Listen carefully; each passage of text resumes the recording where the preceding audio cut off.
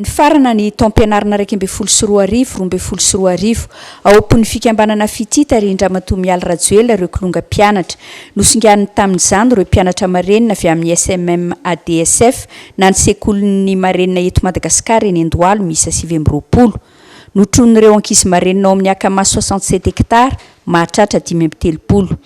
Ho fampifalifaliana azy ireo dia nentina teny amin'ny mpialamboly Samran teny Anosizato atandrokomby reto mpianatra ireto androany tontolo andro ny anoko maimaipona ireo karazana lalao eny. Fandraisana ankizy mianatra ao amin'ny akama zany voalohany aloha ankizy marenina zany hoe efa nandalo test audiogramme test auditif teny amin'ny klinika misahana an'izay ny olana be da be mihitsy tsy fampina eo amin'ny mpampianatra tsy fampina amin'ny fitaovana ny eko ny fahasahiranany ray aman-dreny amin'ny fampidirana ny zanany.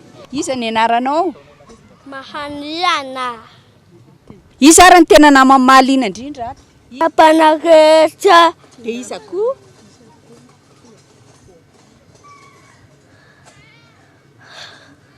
Migana. Migana. Nambinina. Mahafinaritra ny nambinina ve ny zavatra mitranga ty?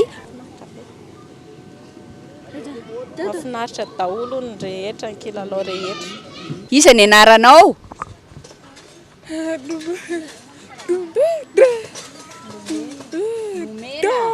Altra.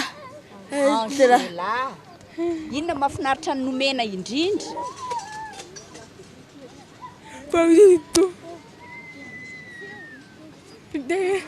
Le mitsambikimbikina? Manaona fihetsepoanareo roa?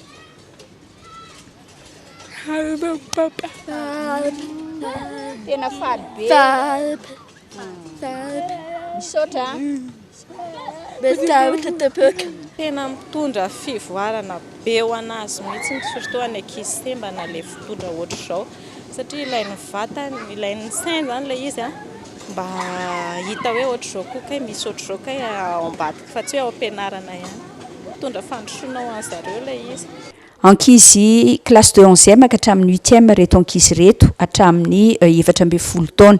Ny classe de 7e kosa moa dia tsy teto noho izy ireo mbola manohana ny fanadinana CEPE. Nandritra ny fotoana dia nisy ny fizarana filazam-pahaizana sy mari-pakasitrahana manokana ho an'ny mpianatra mendrika avy amin'ny fikambanana fity. Novatsiana sahady koa fitaovana hoentina miatrika ny taom-pianarana manaraka izy 420 mianadahy avy amin'ireo sekoly roa marenina voalaza tery ambony. Ankoatra izay dia notolorana lamba firakotra hiatrehana ny ririnina ny ampy Colgate ihany koa ireto ankizy ireto. Fisaorana sy fankatelemana no nataony ireto mpianatra ireto na dia marenina azy amin'izao fahatsiarovany fikambanana fity azy ireo izao satria zava-dehibe eo amin'ny fanabeazana azy ireo ny faneraserana eo amin'ny samy ankizy marenina. Ankoatra izay dia nisy ny lalao ny raisana sy ny sakafo maivana mbola natolotry ny fikambanana fity ho an'ireto ankizy ireto ihany koa izay marihina ihany fa ankizy avy amin'ny fianakaviana sahirana.